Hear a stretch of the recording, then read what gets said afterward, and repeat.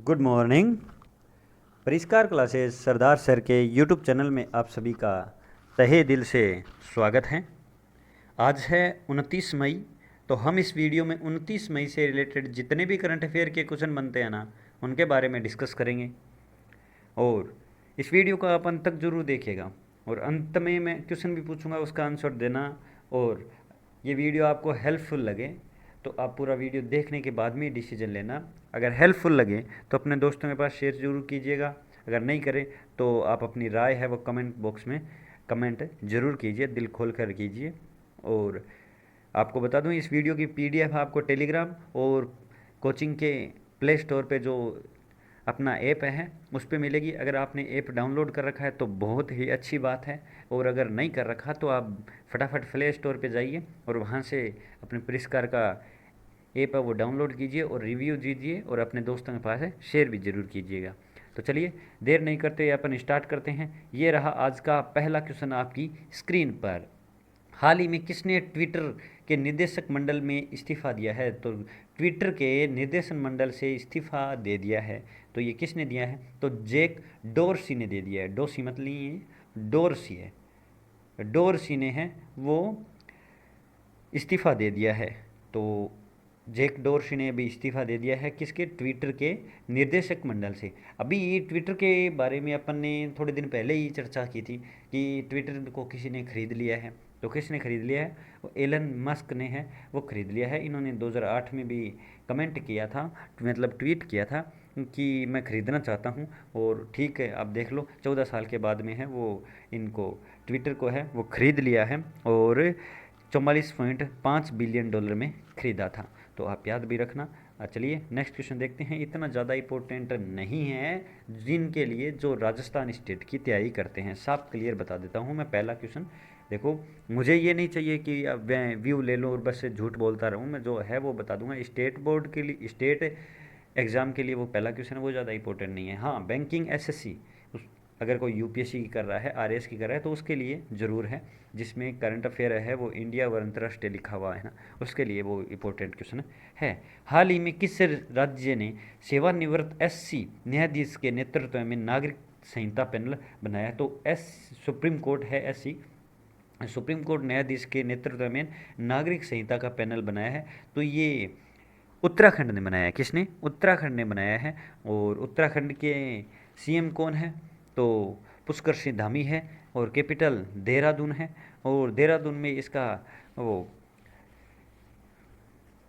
Supreme court है, sorry इसका high court है। और पुष्कर सिंह धामी इसके सीएम है। और प्रमोद कोहली है वो वहाँ के वर्तमान न्यायाधीश है। और पहला वन चिकित्सा बेरोजगारों के लिए होप पोर्टल। और भारत का पहला मॉस गार्डन वो भी कहाँ है? तो नैनीताल में है। और त्यौहार यहाँ पर हरेला व फुलदेवी मनाए जाते हैं। नेशनल पार्क पूछ ले तो gym care Corbett national park है, राजाजी नेशनल पार्क है। लेकिन आपको अच्छी बात बताऊँ तो Jim Corbett national park Bharat का सबसे पुराना नेशनल पार्क है और जिसका नाम है हेली नेशनल पार्क। तो आप याद रखना, ये भी आप याद जरूर रखिए। और भारतीय वन संरक्षा केंद्र वो भी कहाँ है? तो उत्तराखंड की कैपिटल देहरादून में है। नेक्स्ट, हाल ही में डब्ल्यूटीओ में नए निदेशक कौन बने हैं? तो डब्ल्यूटीओ के नए निदेशक हैं वो कौन बने हैं? तो डब्ल्यूटीओ के नए निदेशक है वो अनवर हुसैन सरेव बने हैं। ऑप्शन नंबर ए इसका सही आंसर है। अनवर हुसैन सरेव है वो डब्ल्यूटीओ के नए निर्देशक है वो बने हैं। अब डब्ल्यूटीओ मतलब, तो डब्ल्यूटीओ मतलब होता है विश्व स्वास्थ्य संगठन या विश्व व्यापार संगठन, सॉरी विश्व स्वास्थ्य नहीं, विश्व व्यापार संगठन जी डब्ल्यूटीओ। और ये भारत का सदस्य कब बना था? अगर ये पूछ ले कि जो डब्ल्यूटीओ है इसमें भारत कब जुड़ा था, तो 1995 को जुड़ा था। जरूरी नहीं है क्वेश्चन पूछे, लेकिन अपने को ज्ञान भी होना चाहिए, नॉलेज भी होना चाहिए। इसी अकॉर्डिंग मैं ध्यान में रखते हुए फैक्ट है वो डिस्कस करता हूँ। हाल ही में एक्सीलेंस इन सिनेमा अवार्ड किसे मिला है? तो एक्सीलेंस सिनेमा अवार्ड है वो नवाजुद्दीन सिद्दीकी को मिला है। किसे? नवाजुद्दीन सिद्दीकी को मिला है। आपको पता ही है कि नवाजुद्दीन सिद्दीकी एक्टिंग अच्छे करते हैं, तो इन्हें मिला है। फ्रेंच सिरेवा फिल्म फेस्टिवल में इन्हें दिया गया है। तो आप याद रखना, ये 27 मई को दे दिया गया था। तो आप याद रखना, अच्छा क्वेश्चन है। चलिए नेक्स्ट क्वेश्चन देखते हैं। हाल ही में संत सोनी का निधन हुआ है, वे कौन थे? तो संत सोनी का निधन हुआ है, तो वे एक पत्रकार थे। कौन थे भी? पत्रकार थे। संत वेववर्ध पत्रकार थे। और ये 1944 में जब विभाजन हुआ था ना, उस टाइम ये पंजाब आ गए थे, और वैसे ये म्यांमार के थे। तो आप याद रखना, इन्हें काफ़ी पुरस्कार भी मिले हुए हैं, अच्छे नामी पत्रकार थे। हाल ही में किस राज्य को स्कोच अवार्ड मिला है? तो स्कोच अवार्ड ये किस राज्य को मिला है? तो ये पश्चिम बंगाल को मिला है। अभी मिला नहीं है, हाथ में नहीं आया है, वे सिर्फ घोषणा हुई है कि इसको मिलेगा, मतलब नामित हो गया है, कन्फर्म है ये मिलेगा, लेकिन ये जून के महीने में मिलेगा, लगभग 16 जून के आसपास मेरे को डेट जहाँ तक पता है बता देता हूँ। और ये नई दिल्ली में मिलेगा। शिक्षा के क्षेत्र में है वो बढ़ चढ़कर अच्छी व्यवस्था की जाती है ना, तब ये स्कोच के द्वारा है वो दिया जाता है। अब स्कोच है तो इसकी द्वारा ये पुरस्कार देना कब स्टार्ट किया गया था? तो स्कोच के द्वारा है वो पुरस्कार देना है वो 2003 से स्टार्ट किया गया था। कब से? 2003 से स्टार्ट किया गया था, तो आप याद रखना। चलिए नेक्स्ट क्वेश्चन। लेकिन आपको ये बता दूं, नेक्स्ट क्वेश्चन पे तो आ गया, लेकिन पश्चिम बंगाल, तो पश्चिम बंगाल में है वो सीएम कौन है बताओ? तो सीएम पश्चिम बंगाल में आपको मैं ही बता देता हूँ, ममता बनर्जी है। और उसकी कैपिटल क्या है? तो कैपिटल है वो क्या है? कोलकाता है। और कोलकाता अगर आपको पूछ ले कि कहाँ बसा हुआ है, तो वो हुगली नदी पर बसा हुआ है। तो आप याद रखना, अच्छा क्वेश्चन था। चलिए नेक्स्ट। पंडित जवाहरलाल नेहरू की पुण्यतिथि कब मनाई गई? 27 मई को मनाई गई है। कब मनाई गई है? 27 मई को है वो पंडित जवाहरलाल नेहरू की है वो पुण्यतिथि है वो मनाई गई है, जो भारत के पहले पीएम थे। सबसे ज़्यादा लंबे समय तक ये पीएम रहने वाले प्रधानमंत्री थे। कितने वर्ष रहे? तो लगभग 17 वर्ष रहे थे, और पद पे रहते ही इनकी मृत्यु हो गई थी 1964 में इनकी मृत्यु हो गई थी। और 1920 से 1922 में क्या हुआ था? असहयोग आंदोलन हुआ था, जो गांधी जी के द्वारा चला गया था। तो उनमें इसमें है इन्होंने भाग भी लिया था। तो आप याद रखना। टूम ऑफ सेंड ने अंतर्राष्ट्रीय बुकर पुरस्कार किस उपन्यास के लिए जीता है? तो ये मोस्ट इंपॉर्टेंट क्वेश्चन हो जाता है, ये मोस्ट इंपॉर्टेंट क्वेश्चन हो जाता है, चाहे वो किसी स्टेट की तैयारी करो।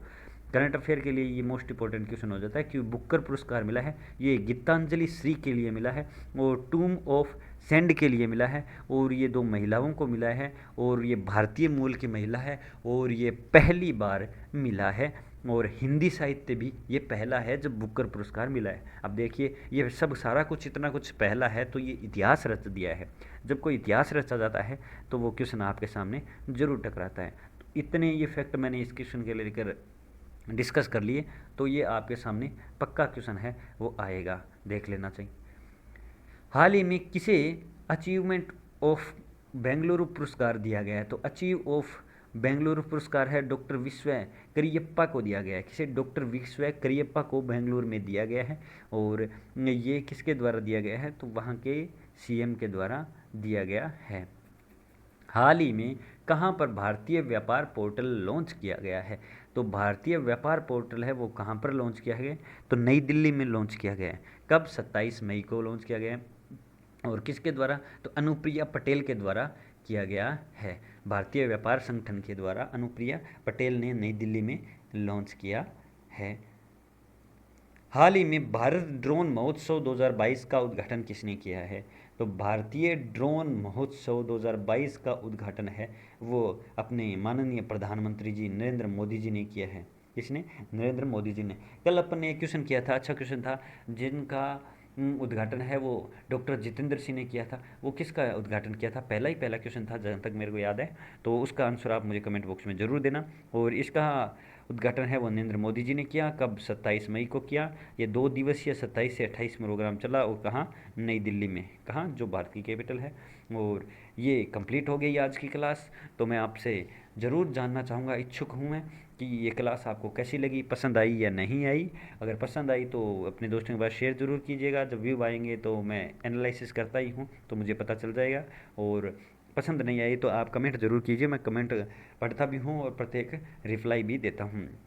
तो अब मैं आपसे आगे जाता हूँ, कल वापस मिलते हैं। जय हिंद, जय भारत, धन्यवाद।